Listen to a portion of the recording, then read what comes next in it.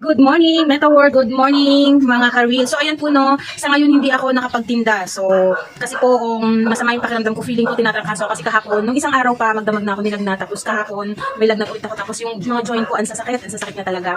So, kaya ngayon, nag-decide ako magpahinga na lang muna. Pero yung pag-reveals, hindi natin kailangan ipagpahinga. So, ito, feeling ko may chance naman akong gumawa ng video. Kaya green up ko pa rin yung opportunity na maggawa ng video, gumawa ng content ngayon. So, nandito ako ngayon sa labas ng bahay namin. Yan, nagpapaaraw, nagpapahangin. Kumbaga, nagre-relax, at gumagawa na rin ng content, di ba? I-grab na natin yung opportunity, sayang naman. So, i-share ko lang sa inyo, no? Mag-iingat po tayo sa panahon ngayon para kasing dito sa lugar namin, marami rin yung nagkakasakit, maraming nilalagnat sa loob ng bahay namin. Yung nakaraan, may nilagnat sa amin ngayon, sumunod ako, tapos ngayon naman isang bata nilagnat. Kaya mag-iingat po tayo sa panahon natin ngayon, araw ulan kasi, no? So, yan. Maging healthy living tayo, kumain ng mga healthy food. So, ayan po, no, sana maging okay na ako ngayon. Para bukas makapagtinda na ako dahil Sunday. Sayang po kasi yung benta kapag Sunday. So, ayan, have a good day, everyone. Bye!